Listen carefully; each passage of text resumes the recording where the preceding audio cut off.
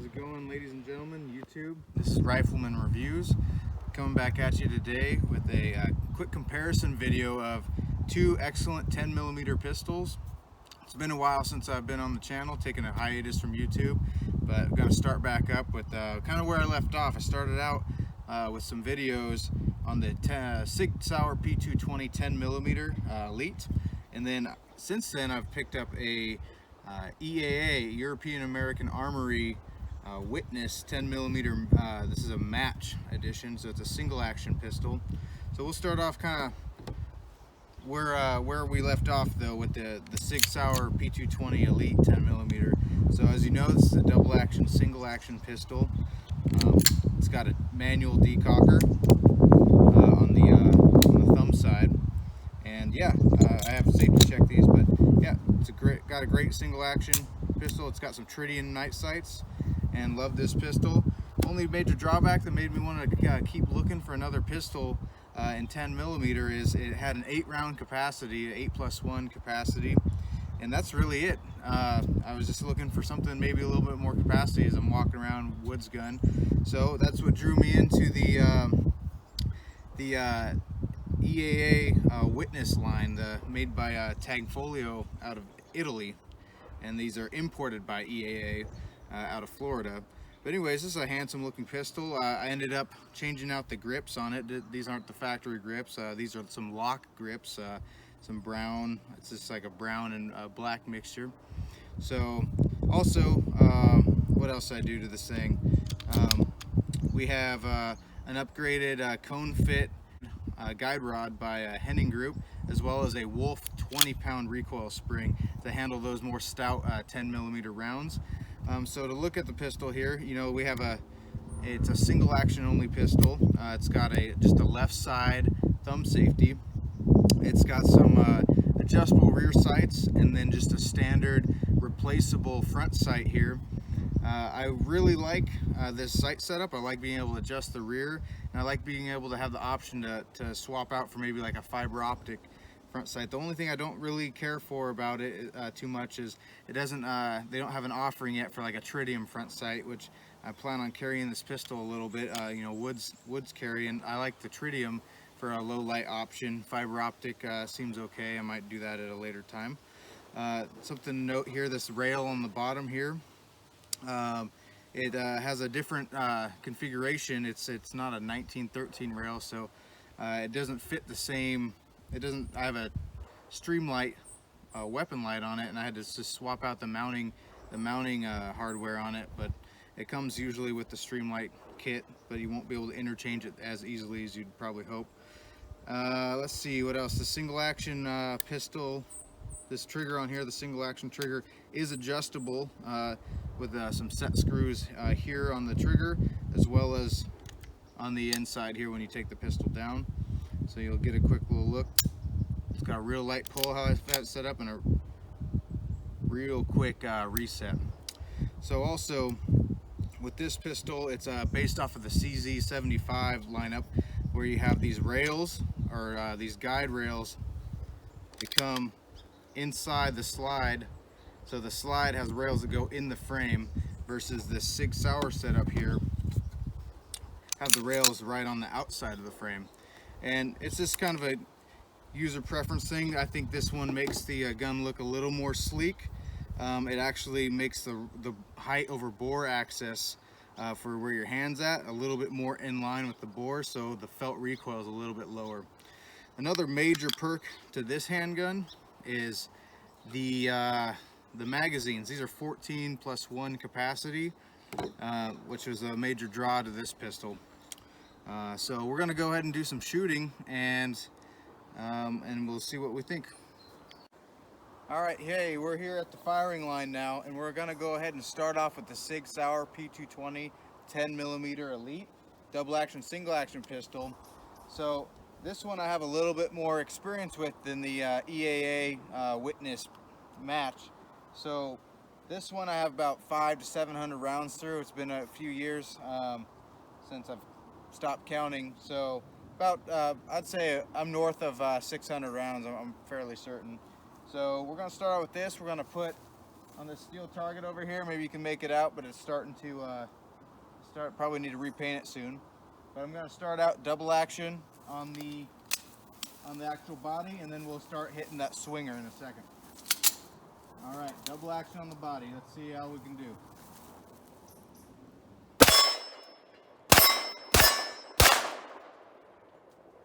Looks like that swinger actually went behind. We'll try again. There we go. Swinger.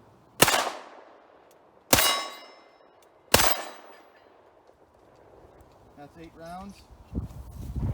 And we're clear. All right, here we're going to test out the EAA Witness Match 10mm single action only. Like I said, we got just a couple upgrades with the Henning Group guide rod and a Wolf 20-pound spring. We're shooting some MagTech 180 grains, and here we're going to shoot that steel target, and then that swinger that swings left and right. First I'll put a couple on the middle of the steel target. All right, let's see how we go.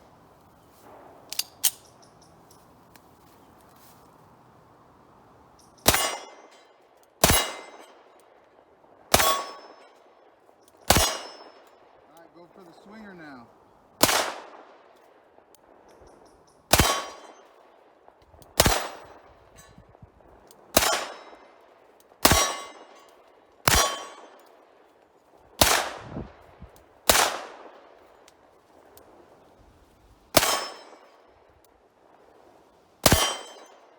All right, we're out, but hold on a second. Let's see. I was having some troubles here with this pistol. We'll see how we go. I'll see if this magazine drops free, if you can see me. Ready? Oh, came out now. For some reason, the magazine gets a little sticky after I shoot. It won't drop free, but now that I finally broke that, it'll drop free. It's kind of interesting thing about this, but right when you want to do a fast mag change, you press the button and it'll actually stick. Usually it remedies if you just pull on it, but all right, we're gonna do a second magazine here with the EAA Witness Match, and basically we're just gonna aim at this swinger here and see if we can hit it. We're gonna see if this magazine drops free once I empty the mag to see if I can facilitate a faster reload or something of that sort. So here we go. It seems going fine. 14 round mag. Let's go. Let's see if I can make this steel ring.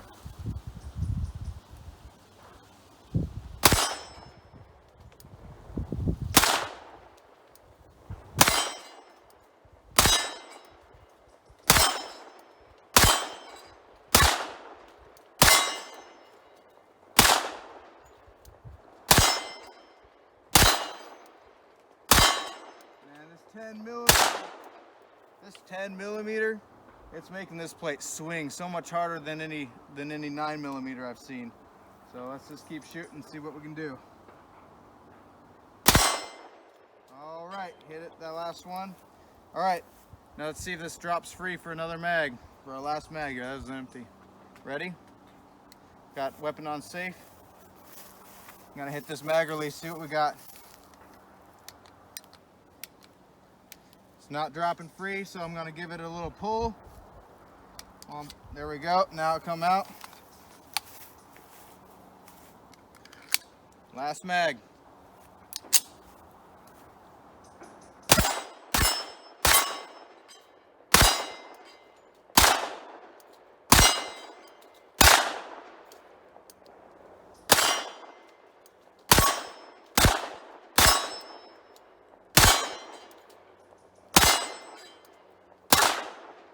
We're out.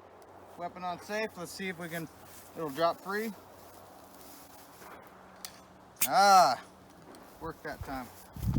All right. So overall impressions of the 10mm here, this from EAA Witness. The only thing really keeping it from becoming, my primary go-to, even my nightstand gun, is that magazine changing feature. It really kind of bothers me that I can't just drop the mag. I've put probably close to 200 rounds through this gun so far, maybe a little less. I'm pretty actually close to 200. No malfunctions as far as the action of the gun, no misfeeds. failures to eject, any sort. I put some Underwood, some hot ammo through it, some 180 grains, and some 155s from Underwood. Those things are extremely stout 10mm rounds, and this gun's eaten it all. It's a great handgun. Like I said, it's that magazine feature. Now, when comparing it to the Sig Sauer P220, that gun has an 8+1 magazine capacity. So with this one being 14+1, I don't know, maybe that hiccup in the reload time, maybe the capacity makes up for that, you know. With 14+1 capacity, you know, you can keep on shooting, whereas you're already reloading with the Sig Sauer P220. So it's really up to you. You know, you have 14 rounds on tap. It's extremely reliable right now. I have limited rounds put through it, albeit, and we'll do a longevity report as I get more rounds through this pistol. But I'm really liking it. They're about the same price point. I picked the Sig Sauer up for about, I think it was back in 2015 for about $1,200, and it was about the same as about $1,100, and this is during COVID pricing, $1,100 after tax and everything. For this gun here, and it's a nice gun. It's a racehorse. Like I said, figuring out that magazine release issue, but it looks like, you know, this last one it released no problems. So we're gonna go ahead and put another magazine through the Sig Sauer and see what we think about that next. All right, hey, now we just shot the EAA Witness 10mm. Now we're gonna go ahead and put a second magazine today through the Sig Sauer P220 10mm Elite, and see what we can do if we get more rings in the first bout. Let's go ahead. We'll do double action on the actual silhouette, and then I'm gonna try and get some hits on that steel swinger. Well, let's do it. Going double action. From the low ready. All right, one more. And that, I am not aiming at the swinger. The authority, the hit with this MagTech 10mm round, this is a great practice round. It's one of the warmer ones out there. The MagTech 180 10mm auto. It's a great round. It's going out around 1250, I think, out the muzzle of this 5-inch barrel. I haven't tested on a chronograph, but I believe that's what they advertise. So now we're gonna go ahead and hit that swinger there. I'll try double action, see if I can hit it with double action on that swinger. Got it. Got it.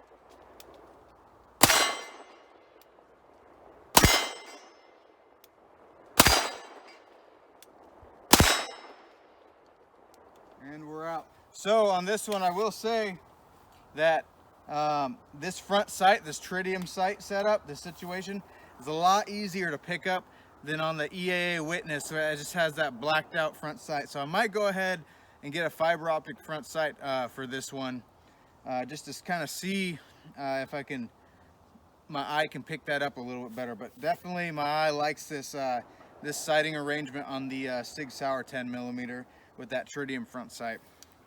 All right, hey, thanks for watching. This is Rifleman Reviews. Stay safe out there, shoot often, take your friends and family out, and share the love of the sport of the Second Amendment, and just spread our gun rights out there, but most importantly, be safe.